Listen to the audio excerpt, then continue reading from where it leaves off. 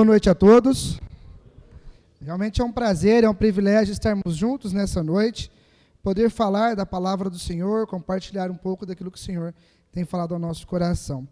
É sabedor de todos, né, que hoje se comemora o Dia dos Pais. Estamos aqui nesse momento e logo após essa mensagem vai ter uma pequena apresentação para os pais por parte das crianças. Mas antes de entrarmos nessa situação, eu gostaria que você refletisse por alguns segundos em sua mente. Pense consigo mesmo. Quem é Deus para você? Qual a imagem que você tem de Deus? Quem é Deus?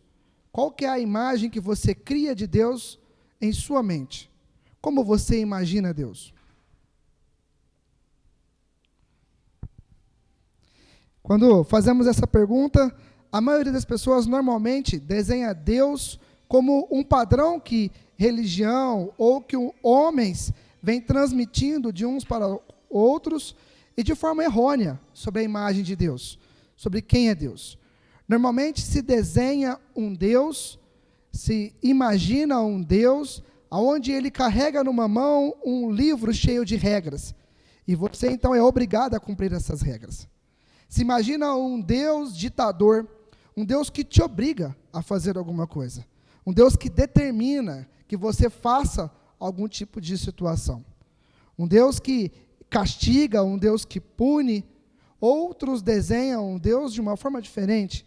Outros desenham um ser completamente, podemos usar a expressão, por mais terrível que é, mais inútil. Um ser que eles não se relacionam com ele. Não faz a mínima Deus na vida de algumas pessoas. Alguns desenham como se Deus não fosse nada, não fosse ninguém, não tivesse importância, né? Outros imaginam um Deus como um Deus apresentado pelos gregos, né? Ou através de desenhos e filmes. Imagina que Deus é similar a esses deuses apresentados por aí. Outros forma a imagem de Deus baseado segundo a sua religião, segundo os seus pensamentos, segundo a sua cultura, e assim por adiante. E, na verdade, a Bíblia apresenta um Deus completamente diferente do que normalmente as pessoas desenham em sua mente. A Bíblia apresenta um Deus que é Pai. E isso é o verdadeiro ponto de ruptura do Evangelho. É completamente diferente do que as religiões, do que o homem imagina, do que o homem apresenta, do que o homem desenha e pensa sobre Deus. Deus é Pai. E isso faz toda a diferença. Porque normalmente as pessoas têm a Bíblia como um livro de regras. E imaginam que aqui tem regras que devem ser seguidas. E se você não cumpre tais regras, então você não tem condições de entrar nos céus. Ou você não tem parte com Deus. Outros imaginam que eu não quero ter contato, eu não quero ter familiaridade com esse livro, porque ele vai me obrigar a mudar o meu jeito, a minha forma de viver, a minha forma de estar aqui nesse mundo. Portanto, eu não quero ler este livro, porque eu sei que a partir do momento que eu ler esse livro, vai contra o que eu estou fazendo aqui. Enfim, as pessoas normalmente têm aversão à Bíblia, porque imagina que Deus é esse tipo de ser, completamente ditador, cheio de regras, cheio de não podes, aquele ser que vai te impedir de fazer o que você tem vontade, ou que vai limitar os seus prazeres, ou que vai limitar a sua vida, e você vai ter uma vida sem graça, uma vida chata, monótona. As pessoas imaginam dessa forma. Mas não é assim que a Bíblia apresenta Deus. E essa não é a realidade sobre Deus. Eu gostaria que lêssemos a princípio um livro de João, capítulo 1. Nós vamos ler do verso 1 a 14 e vamos meditar um pouco no que a palavra de Deus nos diz aqui. No princípio era aquele que é a palavra. Ele estava com Deus e era Deus. Ele estava com Deus no princípio. Todas as coisas foram feitas por intermédio dele. Sem ele, nada do que existe teria sido feito. Nele estava a vida, e esta era a luz dos homens.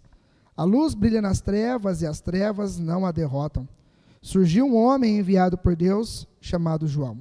Ele veio como testemunha para testificar acerca da luz, a fim de que por meio dele todos os homens crescem.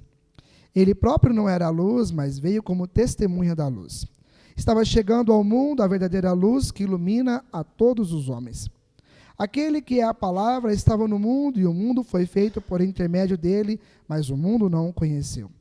Veio para o que era seu, mas os seus não o receberam. Contudo, aos que receberam, aos que creram em seu nome, deu-lhes o direito de se tornarem filhos de Deus, os quais não nasceram por descendência natural, nem pela vontade da carne, nem pela vontade de algum homem, mas nasceram de Deus. Aquele que é a palavra tornou-se carne e viveu entre nós. Vimos a sua glória, glória como unigênito, vindo do Pai, cheio de graça e de verdade. Que Deus, de fato, nos abençoe na meditação da sua palavra. Há 3 anos atrás, eu fui pai. E desde então a minha vida mudou de forma completa, né? Coisas que eu jamais imaginava que eu iria pensar, eu passei a pensar. Coisas que não tinham a mínima importância, passaram a ter importância na minha vida.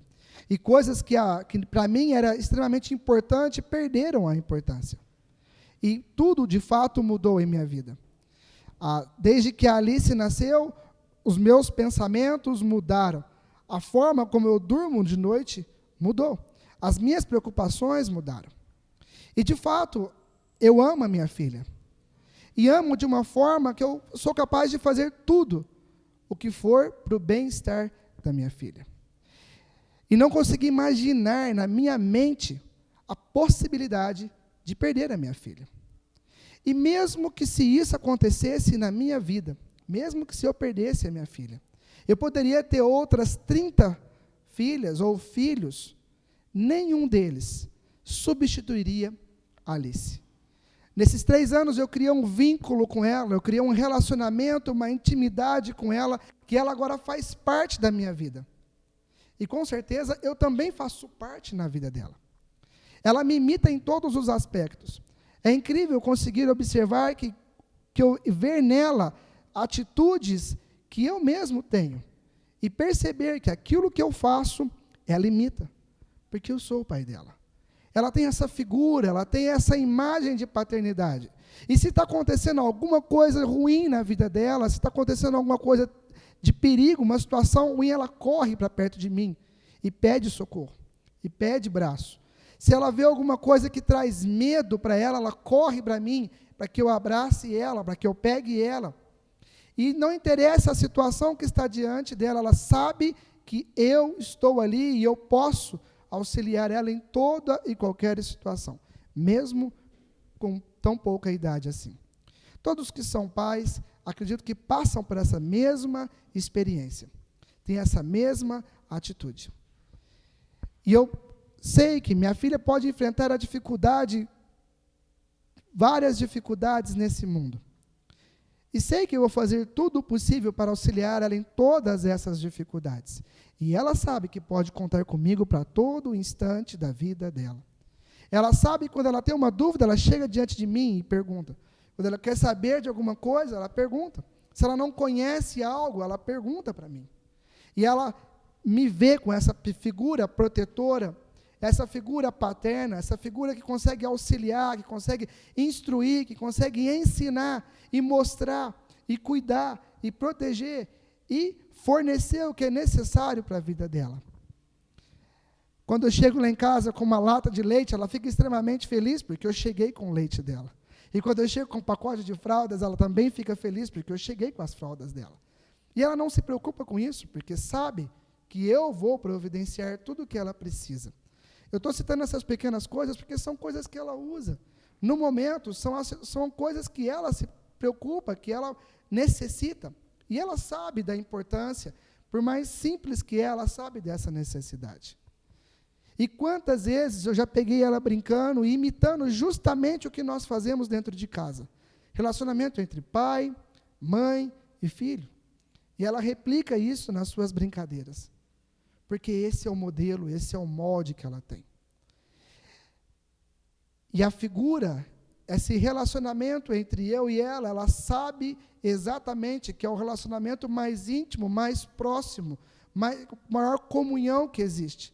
Ela tem os seus avós, ela tem tios, ela tem primos e primas, mas ela sabe que dentro de casa, comigo, o relacionamento é diferente. Ela sabe que entre eu e ela a intimidade é diferente. E por que eu estou citando isso? Estou citando isso porque é justamente esse é o relacionamento que Deus propõe para cada um de nós. A Bíblia não é um livro de regras, a Bíblia é um livro de princípios e muito mais do que isso, é a mais bela história de amor. Porque eu citei o fato de eu não aceitar perder a Alice, mesmo que eu perdesse, eu poderia repor com outros 10 filhos que não substituiria a Alice. Porque essa é a história de Deus. Desde a eternidade passada, Deus sempre foi Deus, e Deus teve a capacidade de enxergar todos os tempos, épocas e eras, porque Ele é assim. Ele é todo poderoso, Ele é todo onisciente, Ele conhece todas as coisas. E desde a eternidade passada, Deus havia em sua mente, já sabia quem seria o homem, quem seria eu e quem seria você. E Deus já experimentou na eternidade passada o relacionamento tão íntimo entre um pai e um filho, entre eu e você. Quando Deus criou Adão e quando Deus criou Eva naquele jardim, Ele criou o ápice da sua criação. A Bíblia fala que Ele tomou o barro, moldou com suas mãos, um cuidado extremamente diferente, uma criação completamente diferente de todas as outras. As demais Deus simplesmente ordenava e passaram a existir. Mas o homem não. O homem Deus moldou com suas próprias mãos. Ele desenhou cada detalhe do corpo humano. Ele pensou em cada aspecto, em cada detalhe meu e em cada detalhe seu. Uma criação toda diferente. E Deus deu a vida. Aquele casal foi formado no princípio de tudo, Adão e Eva, e a comunhão entre os dois era perfeita. Um relacionamento perfeito entre pai e filho. Adão era filho de Deus, Eva era filha de Deus, e Deus convivia com aquele casal naquele jardim, uma comunhão plena, perfeita, uma intimidade mais pura, na mais alta padrão que você possa imaginar. O homem se abria, o homem reclinava-se sobre Deus, o homem conversava com Deus frente a frente, Deus instruía, Deus ensinava, Deus providenciava aquilo que era necessário para o homem, Deus cuidava. O homem era completamente junto de Deus, uma intimidade profunda, a mesma intimidade que você tem com seu filho, uma intimidade similar a essa. É claro que cada um tem uma história de vida, cada um tem um relacionamento com o pai, mas a intimidade não muda, a proximidade não muda. E Deus era assim com Adão e Eva. Mas a história não para por aí. Entrou o pecado no mundo, Satanás sabia perfeitamente que essa comunhão, essa relação entre Deus e o homem deveria acabar. Ele queria acabar com a criação do homem, ele invejou o relacionamento, ele invejou essa intimidade entre homem e Deus, e ele então fez tudo o que estava ao seu alcance para que o homem pecasse, porque ele sabia que Deus era santo, e Deus não poderia conviver com o pecado. Então, Satanás tentou a mulher, e a mulher comeu do fruto, a mulher pecou, e depois Adão também pecou, e ambos agora se tornaram pecadores. E Satanás, então, comemorou, porque havia acabado com os planos de Deus. Havia separado Deus do homem, o homem de Deus. A morte entrou no mundo pelo pecado. Adão pecou, Eva pecou. E agora já não poderia mais haver essa relação, essa intimidade entre Deus e o homem.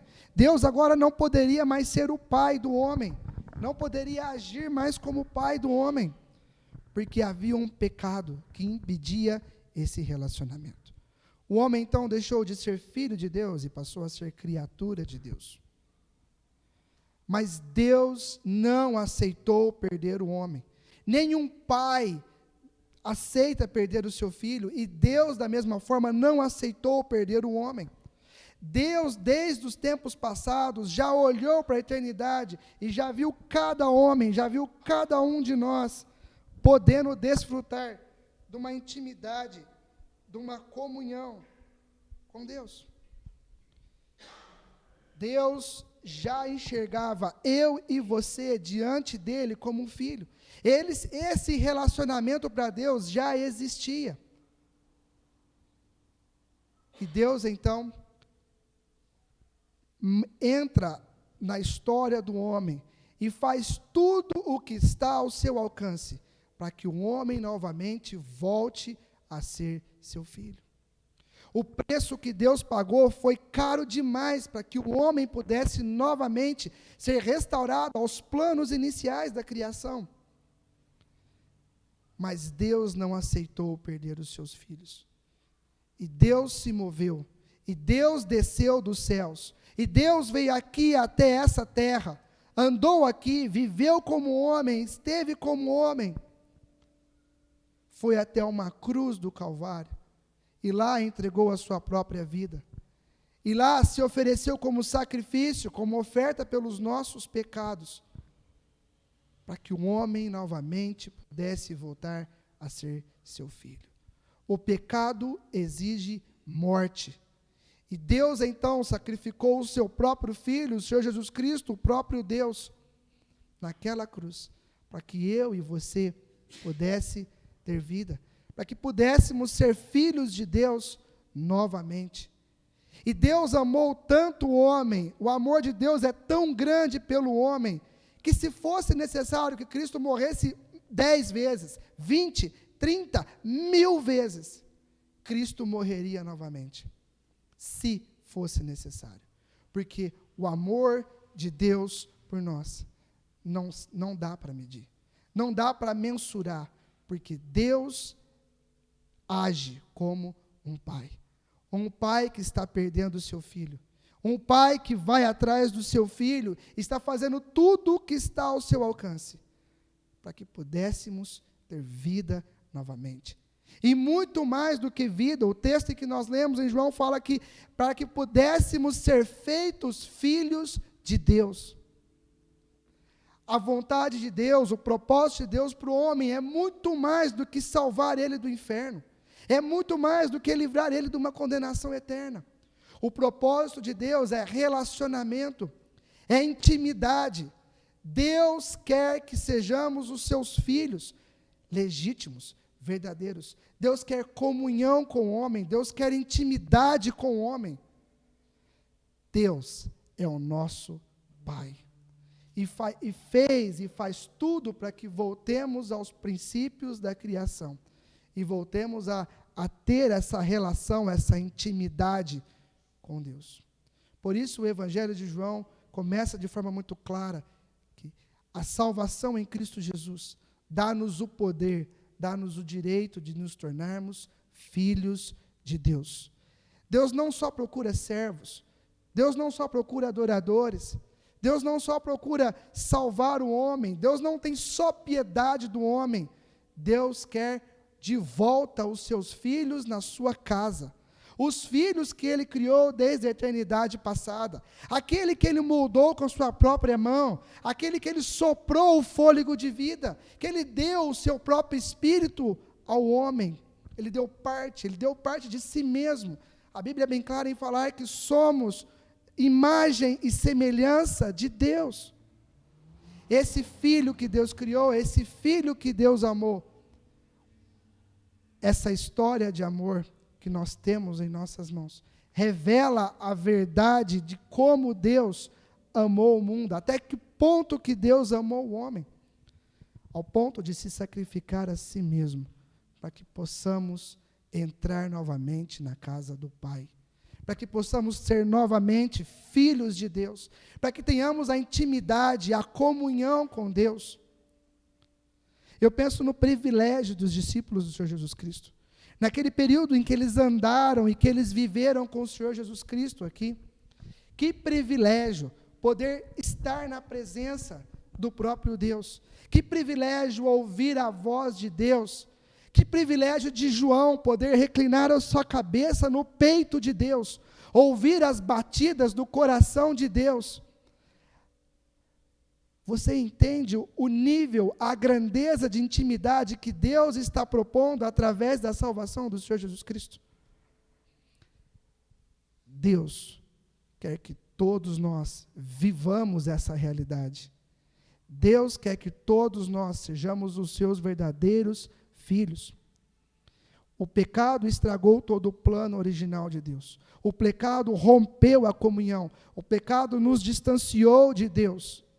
Mas Deus desceu dos céus, veio até essa terra, se entregou numa cruz, se colocou como sacrifício pelos nossos pecados, para que novamente nós tenhamos a chance, o privilégio de entrar por dentro da porta da casa do Pai, entrarmos na presença de Deus e termos a intimidade, a comunhão plena que só um pai e um filho pode ter. A experiência que Deus quer que nós tenhamos é a mesma experiência dos discípulos, que em qualquer situação nós podemos contar com Deus. Em qualquer situação nós podemos entrar na presença de Deus como uma criança. Pai, eu preciso de ajuda. Pai, eu preciso de socorro. Pai, eu preciso de proteção. Pai, eu preciso de orientação. Eu preciso de cuidado. Eu preciso de um abraço. Eu preciso de um conforto. E Deus está ali como um verdadeiro Pai. Um amor no qual nós jamais conhecemos e jamais entendemos. Não é possível mensurar a grandeza do amor de Deus. Não é possível mensurar a grandeza de Deus.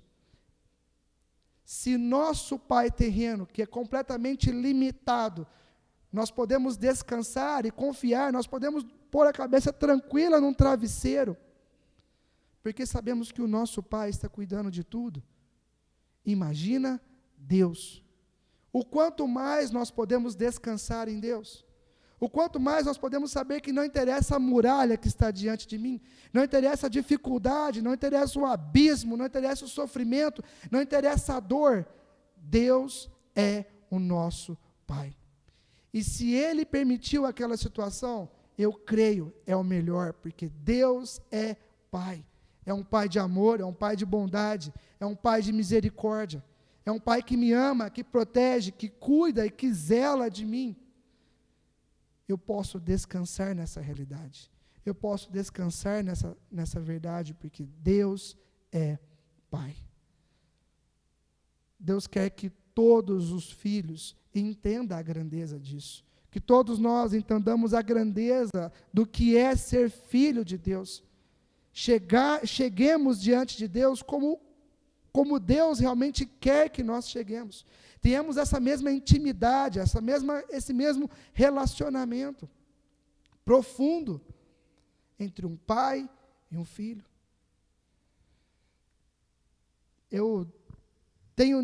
Todos nós temos níveis de intimidade, né? Tem coisas que eu conto para qualquer um. Há situações que eu abro do meu coração somente para aquelas pessoas mais chegadas.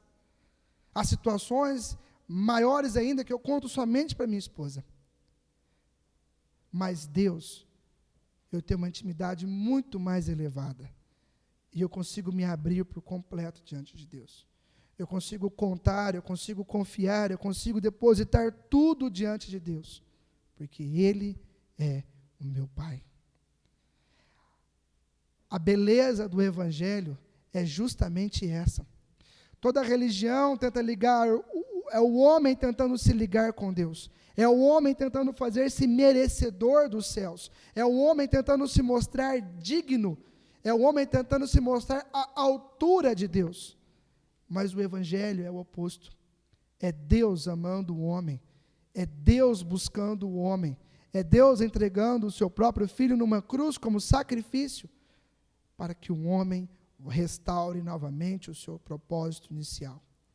O jardim do Éden, aquele local de intimidade, aquele local de comunhão que Deus criou para que ele e o homem convivessem juntos, ainda espera o homem.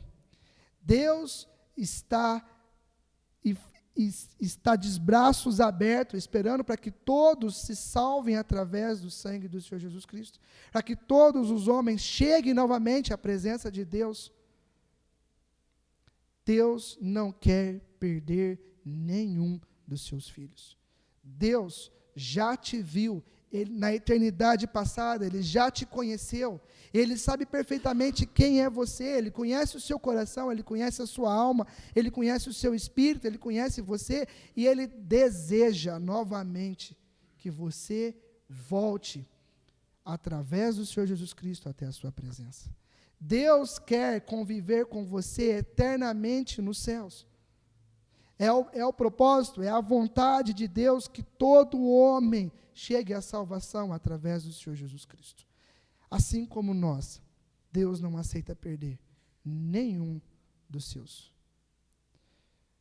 Quando eu penso nessa realidade de Deus como Pai, quando eu penso no meu relacionamento entre eu e minha filha, e quando eu vejo a minha filha me imitando nas minhas atitudes, e me vendo como essa figura paterna, eu entendo da minha responsabilidade dentro de casa.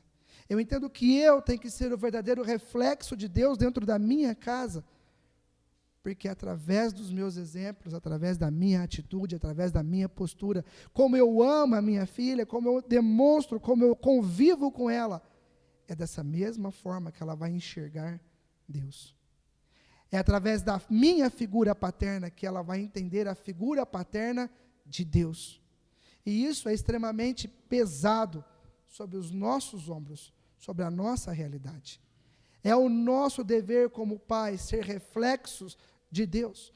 Devemos amar, devemos ter a mesma atitude que Deus tem, para que os nossos filhos confiem em Deus, da mesma forma com que eles confiam em nós. Porque se nós chamamos Deus de Pai, se nós o tempo todo falamos para os nossos filhos que Deus é o nosso Pai, e os nossos filhos estão vendo em nós uma atitude ruim, avessa àquilo que é Deus, essa mesma imagem eles vão fazer de Deus.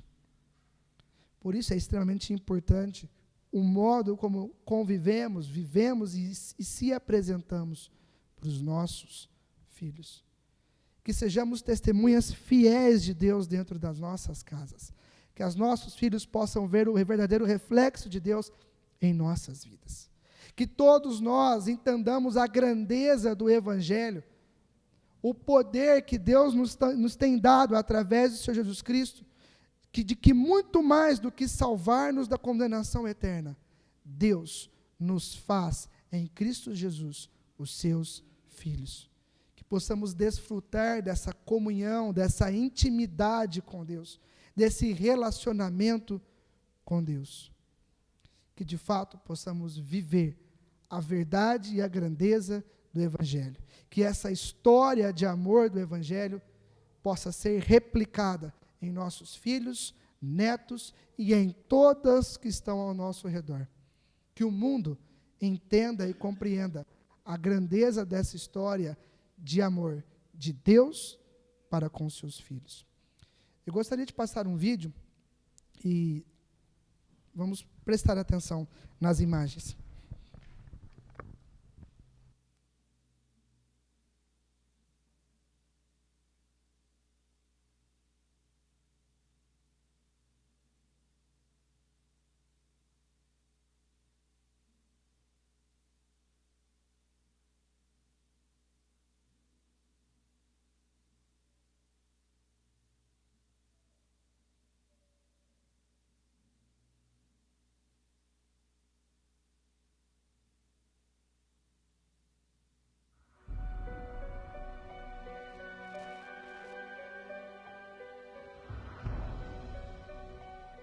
Agora eu acredito.